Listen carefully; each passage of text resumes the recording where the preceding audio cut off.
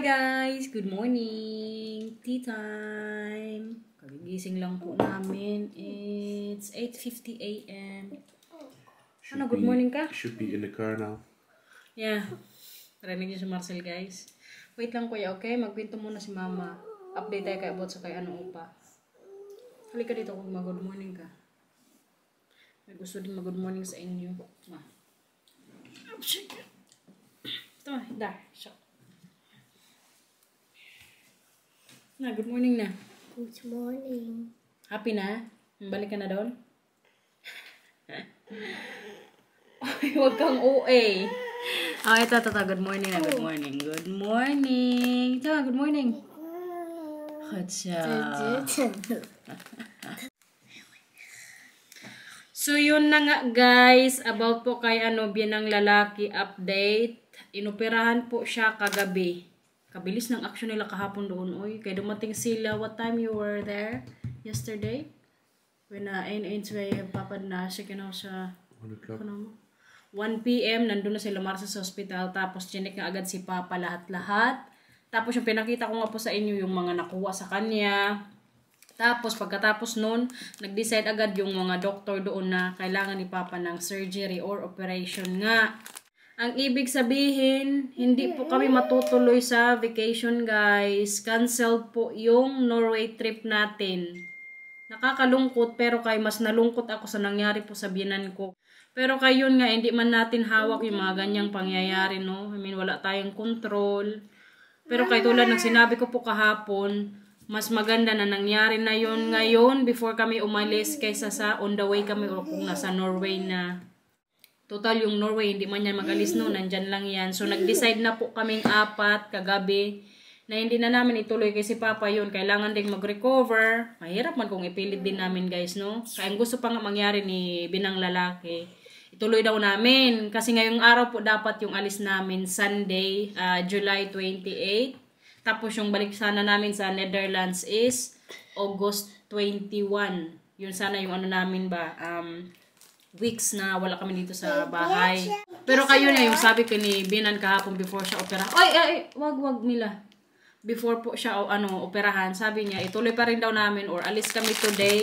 Tapos pag kumbaga nag-okay na siya after siguro mga 3 days or 4 days pagkatapos ng operation niya, magsunod daw siya sa amin, mag-airplane lang siya. Hindi man kami pumayag, syempre. Sabi ko kay Marcel, kung aalis, dapat lahat. Kung babalik, lahat din babalik. So, kung si Papa hindi makasama, i-cancel na lang namin. So, si Marcel ngayong araw, mabisi po ito mag-cancel sa mga namin, booking. Buti na lang guys, kaya in-insured din talaga niya yan.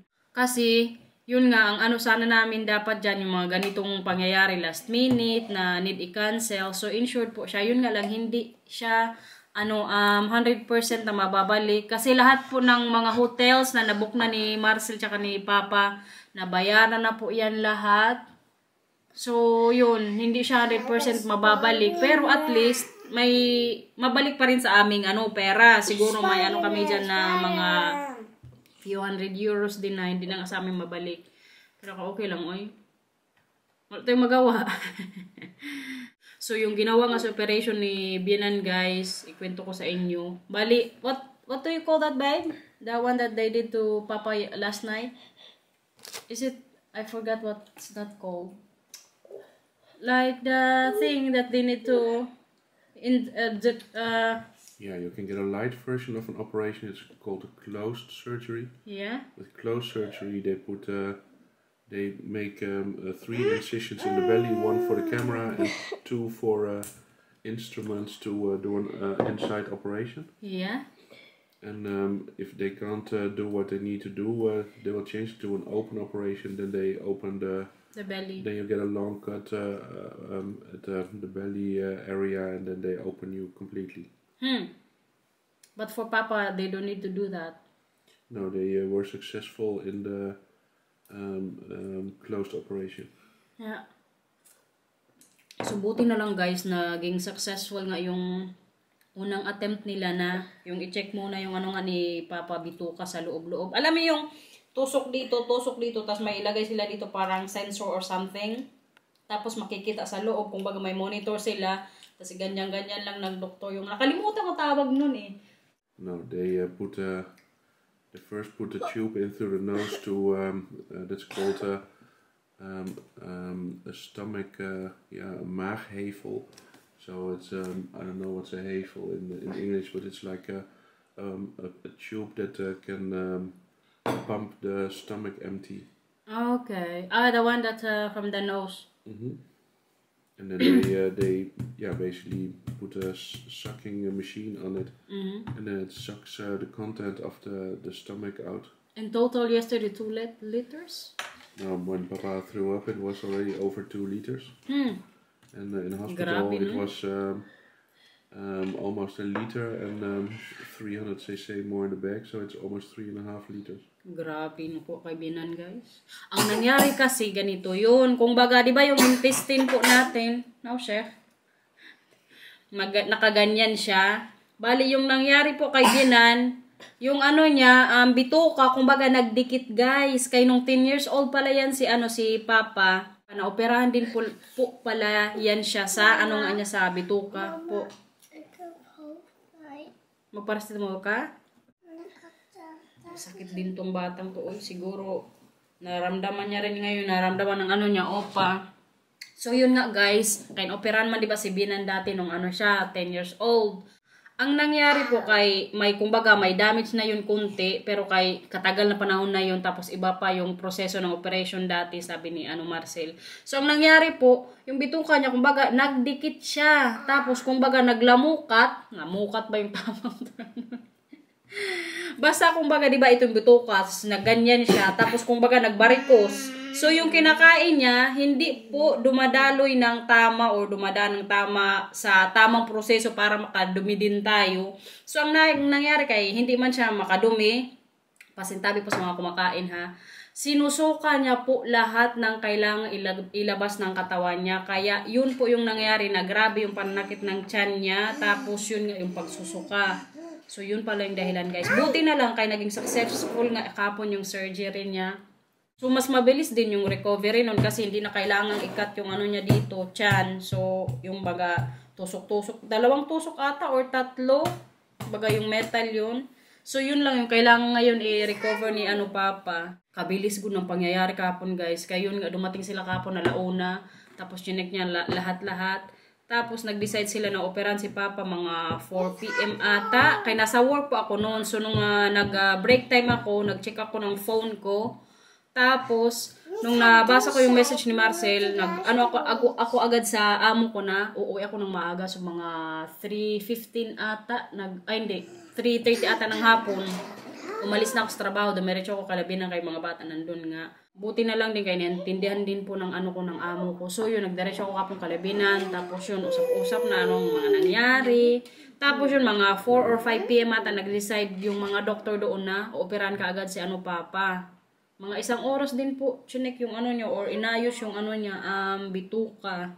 So, yun po, canceled po yung natin ha, trip to Norway. Sa mga darating na taon na lang siguro tayo magpunta sa Norway guys, siguro hindi pa ito yung panahon para sa amin na makapunta doon.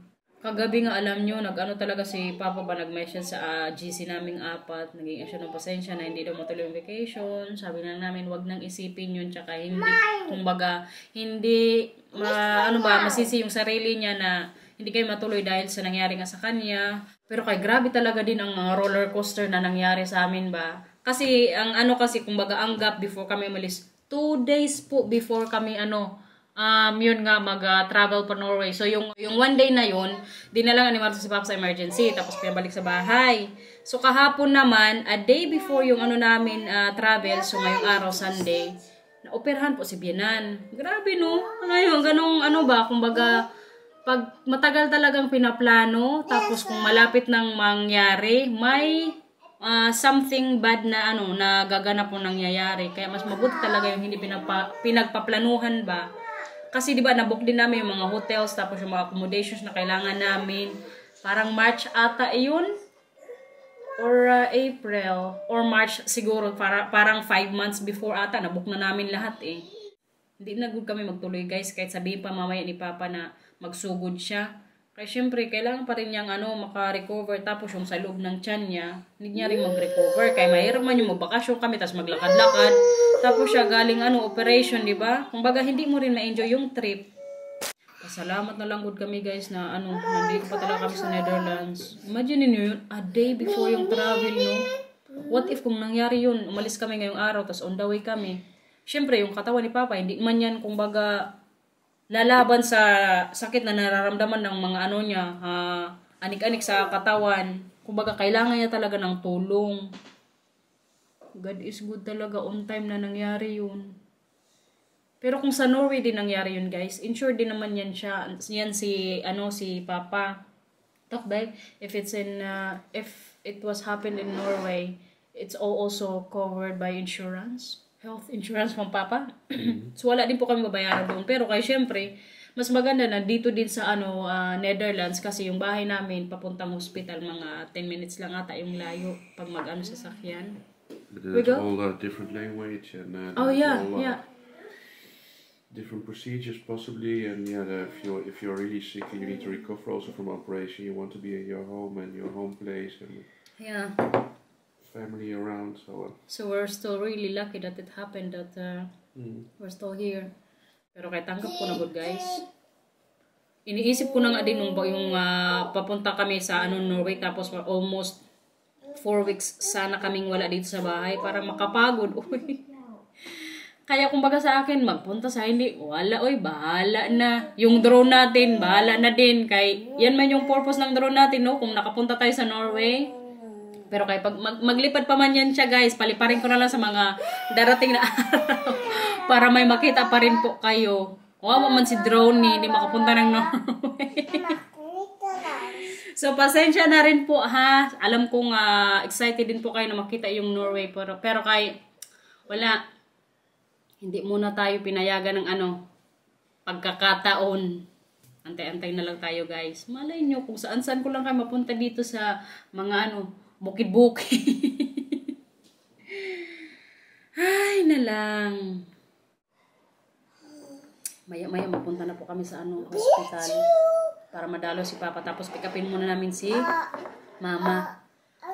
Nandito na kami Kalabinan, guys. Pick upin namin siya. Tapos magpunta na kami sa hospital.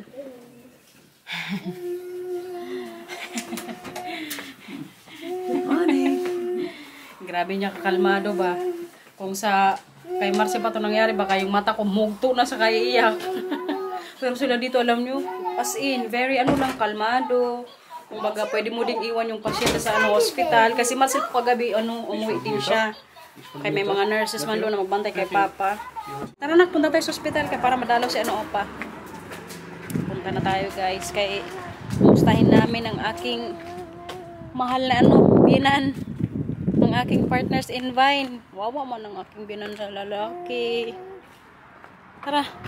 Upo ka na. Andun yung upuan mo doon. Leg? Wala nga masyadong tao kasi Sunday po ngayon dito. Grabe, walang katao-tao, guys. Kami lang po yung naglalakad ngayon dito sa oras. Yeah. Nakabakasyon na rin po kasi ngayon yung mga tao din siguro. Tapos kay weekend, wala siguro masyadong mga check-up. Tapos yung mga pasyente syempre nasa room man. Kaya kami lang po ngayon dito naglakad-lakad. 2,000 years later. Bahay na, guys. Kauuwi lang po namin galing hospital. Pero kay kanina from hospital, nagpunta rin kami Kalabinan. Kaya doon din kami nag-lunch. Para may kasama si Mama. Kasi si Papa po, need pa niya magstay sa hospital ng isang araw. Siguro tomorrow, makauwi na po yan siya. Kaya very successful nga po yung operation sa kanya.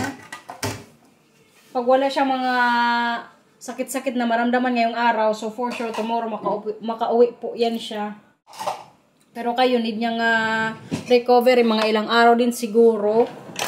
Tapos, kinancelled na po lahat ni Marcel ng booking namin sa mga hotels. Mag-antay na lang kami ngayon ng mga reply kung magkano na lang yung mabalik sa amin. Pero at least may mabalik pa rin ba. Alam nyo para si Bianan kanina, guys, nung dumating kami sa hospital, parang walang nangyari lang. Kay kalakas niya ulit, tapos may mga para pa naman siya, syempre yung sa ilong. Tapos parang may dextrose siya. Pero sa pagsasalita, wala talagang problema. Parang normal lang or parang hindi siya naoperahan. Tapos, tinanong ko siya kanina kung may kung baga may mga gamot pa na kailangang i-take para sa recovery ng tiyan niya. Sabi niya, wala na daw. Tapos kanina may dumating din na na nurse, tinanong kung gusto niyang paracetamol. Alam niyo naman dito sa Netherlands, guys, paracetamol po lagi yung solusyon nila sa lahat ng mga sakit-sakit dito. Kahit labas pa yung bituka mo, sabihin mo, magparacetamol ka lang, maayos din yan. Pero kayon nga, nung tinanong si Papa kung gusto ng paracetamol, sabi ni Papa, hindi na daw kailangan. Kaya wala po talaga siyang nararamdaman na mga sakit-sakit sa katawan niya after ng operasyon kahapon. Yung tatlong dito, na tinusok-tusok yung tiyan niya. Tapos nakita ko rin kanina, yung isang tusok dito, tatlo nga po yung total. Tapos wala talaga siyang maramdaman na sakit. Grabe no, yung yung kumbaga, pati si Marcel na amaze ba sa mga ganyan ngayong operasyon, yung hindi na kailangang hiwa-hiwain. Na mas maganda din kasi, mas mabilis yung recovery. Abang-abang na lang kayo guys sa mga darating pang mga linggo kay gala tayo, huwag kayong mag-alala. Pagalingin lang namin si Bianan. Pero yung Norway natin, canceled na po yun ha. Huwag na po kayong mag-abang na mapalipad natin si Drone doon. Siguro sa ibang lugar na lang. Abang-abang lang tayo kay pag mabilis yung recovery ni Bianan, baka makagala pa rin tayo. Pero kayong vacation ko nga rin na hiningi sa work. Next week na yun mag-start. So kahapon nung sinabihan ko nga yung boss ko yung nangyari sa Bianan ko, sabi niya pwede mo yang i-extend.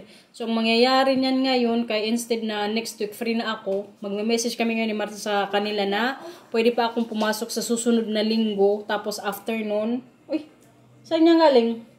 Afternoon baka yun, gamitin ko na yung vacation na hiningi ko nga sa kanila. Pero hindi pa po namin sure kung saan kami magpunta. Kaya unahin muna namin na makarecover talaga si Papa. Yung wala talagang complications na mangyayari pa. Kaya para din po sa lahat ma-enjoy yung vacation ng mga bata. Tapos yun nga, magsama-sama ulit kami somewhere over the rainbow. Pero ma-imagine nyo yun guys, yung after operation wala kayong iti-take na gamot. Kasi Papa talaga, wala po talaga siyang kailangang i-take na gamot ba. Sabi pa niya kanina, bahala na daw ang kumbaga yung katawan niya yung mag-recover sa operation nga na ginawa sa niya, bituka niya. Kung yan lang natira, okay na yan. Huwag mo na naman yung pindutin, kaya masira. Ito talagang babaeng to. Bigyan mo ka kuya yan. Itong batang to, masama po yung pakaramdam mo. Hindi ka kagabi nakatulog ng maayos, kuya? Bakit masama pakaramdam mo? Alala ka kay Opa? Nag-alala ka kay Opa? Dacht ik al. Komt goed hoor. Okay? Tulog ka na dyan. Sige na. Mama, kan niet door dat geluid. Tara, akita sa taas. Doon tayo sa kabin ni Papa Mama. Gusto mo? Come on. A few moments later. Picture natin dito. Nagigising ko lang guys. Nakatulog ako mga 1 oras kalahati siguro. Tapos kanina alam nyo ba habang tulog ako, ang Mila di ba kanina nakadress, drinisan ko kanina umaga nung pumunta kami sa ospital. Pagising ko naka-Spider-Man na. Nagsarili pala siya sa taas. Very proud pa siya ha. Kaya kagagaling ko lang sa taas tapos pababa ko. Sabi niya, Mama, tingnan mo ako. Na ako Spider-Man. Itong batang to, oy. Nagsariligod siya kanina guys habang tulog siguro ako sa taas. Pero kayang kagigising ko lang po. Kakain sana ako. Kaso kaya wala na palang pagkain dito sa bahay, oy. Eh di ba hindi na nga po si Marcel nag-grocery. Kaya alis sana namin ngayong araw. Okay, masarap kainin. Tingnan nyo, oh. Yan po yung sinuot niya mag-isa. Mila, halika nga dito. La, halika, kausapin kita. Nood ka dyan? Bakit ikaw nagbihis? Kaganda na ng damit mo kanina.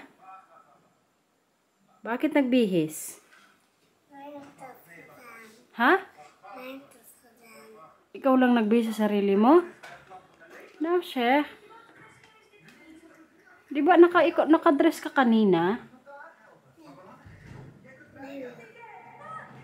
Pasaway ka ha? Yan po yung very proud siya na sinuot niya mag-isa. May ulam na kami ngayon dito sa bahay guys. Magano po ako. tinola sana, pero kay parang natakam ako sa sinigang. So sigangin ko na lang tong manok. Tapos may tosino din po. Buti na lang kay may mga nakastock pa sa ano namin freezer. Ito na good lang yung natira. Ay hindi, yung mga pang ano din hotpot. Meron pa naman, pero kahit ilang months man yan dyan pwede. Alam nyo, kung natuloy kami, nasa Germany na sana kami ngayon. Ang ano sana namin, yung trip namin from Netherlands to Germany. Tapos magstay kami doon ng ano, one night. Tapos kinabukasan sana from Germany to Denmark, mga ilang oras siguro. Or kung saan mo talaga magstay, by 3 hours away siya sa boat area na sa may Denmark banda. Tapos from Denmark to Norway sana. Bali, boat na po yun, 3 hours. Papuntang Norway. Pero kaya di man tayo natuloy. Nag-Norway na lang ako kanina sa panaginip ko, guys. Kaya natulog na lang po ako. Si Matthew sana patulogin ko. Masama nga yung pakiramdam niya. Ano nangyari? Ako po yung nakatulog. Tapos siya kanina, siguro nakatulog na ako. Bumaba naman siya. Dito naman sila ni Willa sa baba. Wala, good talaga itong mga batang to, eh. Nakarating ko daw kanina sa Norway. Sa panaginip ko lang. Ay, nanang. Tawahin ko lang itong hindi pagkatuloy sa Norway, guys. Wala po talaga ako yung parang magtampo ako sa binan ko or kay Marcel na hindi matuloy. Kaya ginis ko kasi yung unahin talaga din muna yung health ng kada isa nga sa amin na kasama sana sa pagpunta sa Norway. Sabi ko pa kay Marcel kanina, kaya ang plan po talaga sana buong pamilya ni Marcel, pati yung tito-tita niya, tapos yung pamilya ng pinsa na very close niya, na parang kapatid niya na rin. Buti na lang talaga kaya hindi din sila nakasama. Kaya kung nakasama pa, good luck. Ano yan? Tapos telephone? Iwain natin to para may sabaw mamaya. Kaya para din kay Matthew. Kaya po kasi nga siya. Hindi ba siya totally lagnat, pero kaya medyo masama yung pakiramdam niya.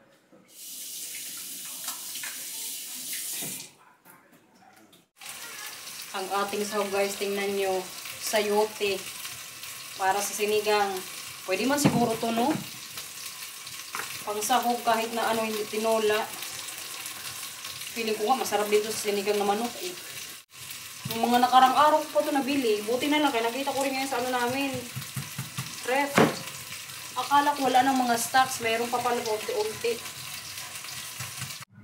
Hala, yung dalawa. Nag-ano na dito. Brigada.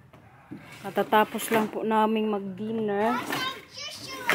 Tapos tong dalawa. Ano? No, Joshua. Sibila ka. Boret. No, siya. Linis kayo na?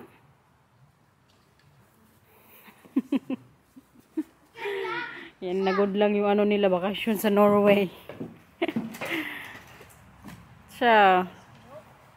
Kailangan ko na palang linisin dito, guys. Kaya nagtubo-tubo na naman yung mga paano dito, damo-damo sa gilid-gilid. Tapos magpatulong na lang ako dito sa dalawa. Kuya, maglinis tayo bukas sa garden.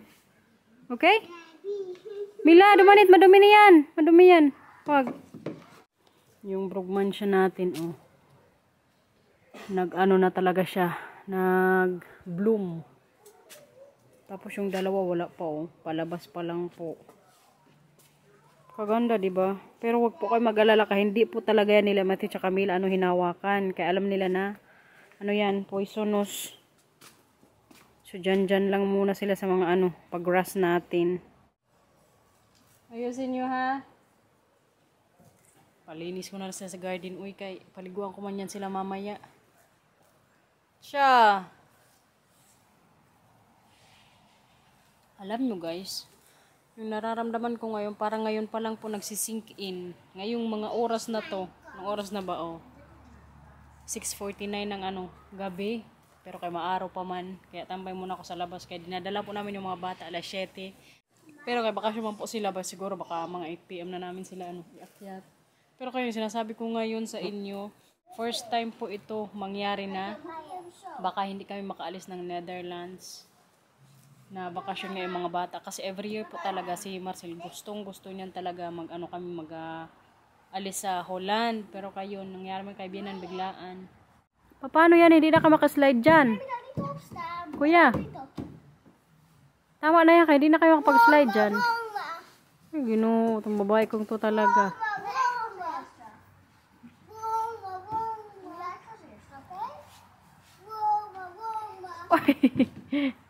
Umutan na. Oh. Okay. Okay. Siya. Diba? Saktak na ka. Joshua! Anong Joshua? Ja, wat spelen dat? Hindi. Echt wel? Mila and Matthew. Nee, wat we spelen Joshua en Luke. Ja. No, chef. Sige na. Wee! Siya. Saktak na. Ingat. Uh-oh. Sama Mila. Siya.